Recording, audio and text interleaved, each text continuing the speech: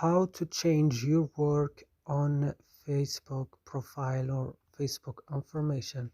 Today I will show you how to do this. Make sure that you like and subscribe in our channel. So let's start. First you will just go and open your Facebook, and after this, when your Facebook is opening, go here to this three line, click on it, and then go to settings.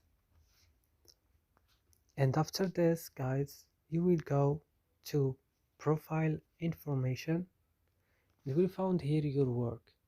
If you want to change it, you will just click on this pane and click edit workplace, and you will here change it.